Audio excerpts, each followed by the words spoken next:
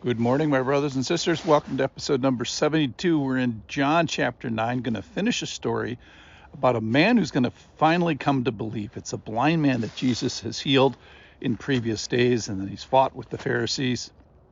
And here today, we're going to bring it home and ask, are you ready for belief? Because what we find in the story is this guy was really ready for belief. This is from John chapter 9, verse 35. Come read with me. Get your Bibles out. Verse 35. Jesus heard that they had cast him out. The blind man was cast out of the synagogue. And having found him, he said, this is Jesus now, do you believe in the Son of Man? And he answered, this is the part I love about this. And who is he, sir, that I may believe in him? He was ready for belief. Jesus said to him, you've seen him, and it is he who is speaking to you. And he said, Lord, I believe. And he worshiped him. Jesus said, for judgment I came into this world, that those who do not see me may see, and those who see may become blind. Some of the Pharisees near him heard these things and said to him, are we also blind? Jesus said to them, if you were blind, you would have no guilt. But now you say, we see, and your guilt remain. So Jesus is in this section where he is declaring himself as the I am, so as God, the name and essence and the identity of God. But secondly, in a specific way, as being the light to the world. I'm functioning as giving light to the blind. He wants a blind man that says he's blind rather than a seeing man who is actually blind. So the physically seeing people in the story actually turn out to be the bad examples. They end up reviling the blind man. They accuse him and they accuse his parents. They threaten him with their power and position. And the seeing people kind of make themselves blind in the story. And for that person, specific and increased guilt remains. And Jesus tells us that there's judgment in this story. And it's like, wait, there's judgment? And Jesus says, for judgment I came into the world.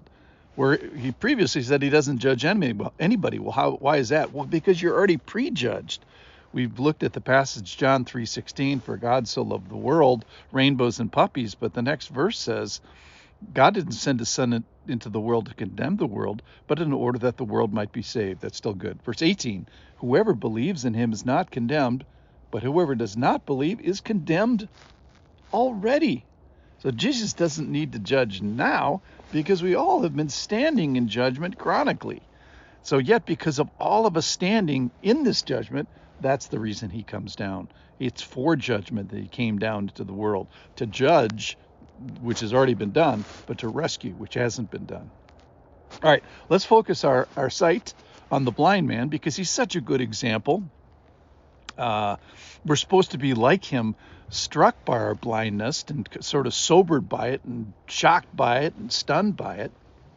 And we're going to ultimately see more if we come as a humble person, as sort of a blind person, than if we come claiming our positions and our historical superiority and all that. So our story today has unblind people who refuse the light, an actual blind person who receives the light and wants the light. So a great question is asked in the story is, do you believe in the Son of Man? We'd obviously be wise to follow that. And my favorite part of the story today is his inquiry, his leaning into the question is, who is he, sir, that I may believe in him? In other words, he was inclined to believe. He was leaning into belief. He was predisposed to belief. This previously blind person is kind of standing at the ready, waiting to get the object of his belief right. And so he is prepared for sight, obviously more than the sightful in the story. So once I accurately get the correct data about the Lord, am I ready to believe? Is my heart prepared? So what I'm calling for today is an inclined heart, a heart that is disposed towards belief in an accurate and true revelation, that's for sure. And when Jesus reveals himself, am I going to respond correctly? Or have I prepared myself in readiness for belief?